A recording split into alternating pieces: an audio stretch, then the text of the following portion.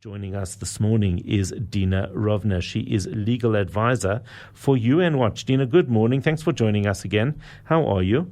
Good morning. Great. Thank you for having me, Howard. A great pleasure. You obviously have a lot more insight into the poor behavior of the United Nations and affiliated countries than we do. Give us an overall view of what yesterday looked like. Yeah, well, let me start by asking a question.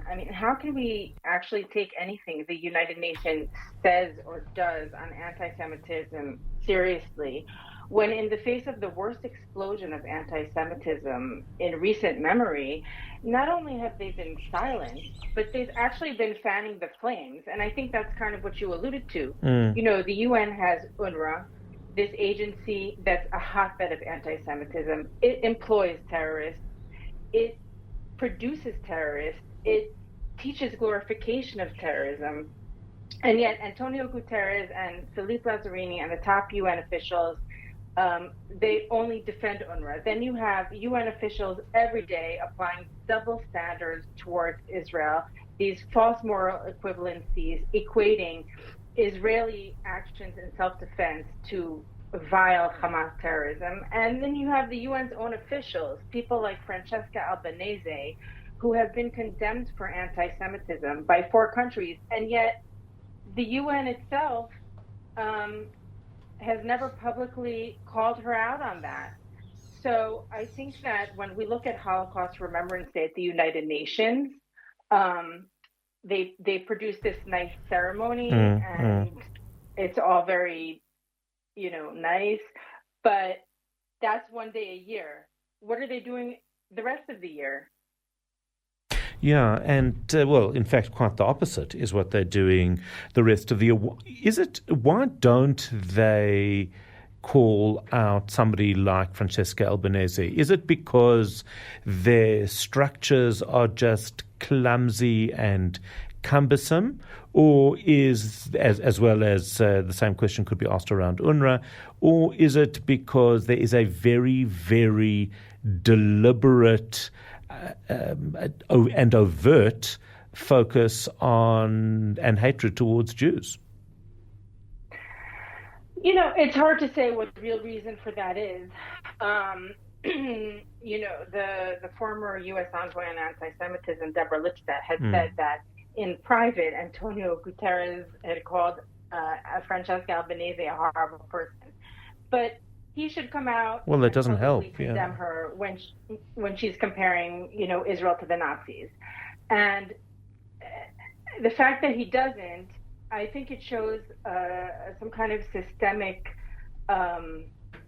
rot within the United Nations, that when it comes to racism, on every other group or ethnicity, they're always coming out very strongly. But yet when it comes to anti-Semitism, they sit on the sidelines and they don't do anything. And then we see on Holocaust Remembrance Day, they have this nice ceremony where they start talking about education and preventing the next atrocity and all of that. Well, what about what's happening right now today in the world? You have Jews beaten up on the streets in New York, London, and Paris, Jewish institutions being firebombed, Jewish students bullied on college campuses. What's the UN doing about that? And I think you ask an important question. Why are they doing nothing? What's the reason for that? What I also find so interesting is that, and it's going to sound strange what I'm saying, but the Holocaust is safe because it happened in the past. It was very clearly horrible. Nobody could argue with that. So it's actually quite comfortable to talk about the Holocaust because it was the murder of Jews in the past. It's the present that definitely seems to be much more of a challenge for the United Nations, for politicians, and for many anti-Semites who claim that they're not anti-Semites because they commemorate Holocaust Memorial Day. Yeah, and I think that's the huge irony here. And you're 100% right. That's exactly what Holocaust Remembrance Day at the UN represents. It's a day marking this horrible atrocity that happened in the past.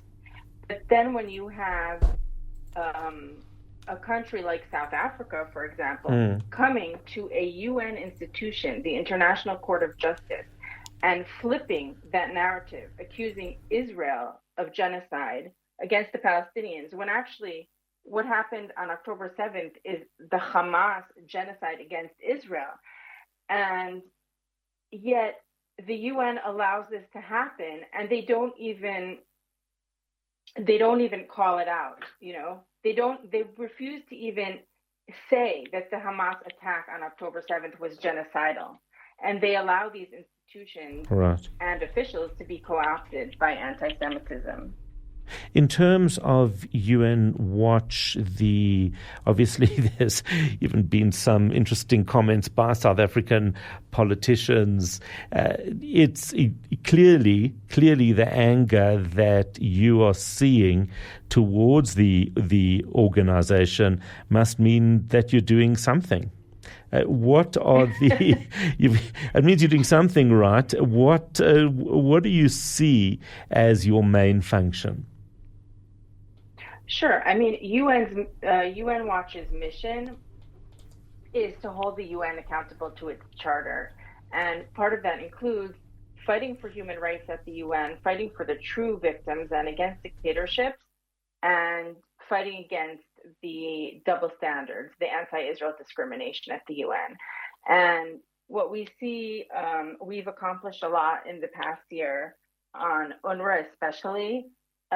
You have, just in the last couple months, the Netherlands, Sweden, announcing that they plans to defund UNRWA. You had a hearing last week in the Swiss Parliament, the upper house of the Swiss Parliament, on the issue of Swiss funding to UNRWA. You have Trump coming into office announcing that the U.S. won't be funding UNRWA.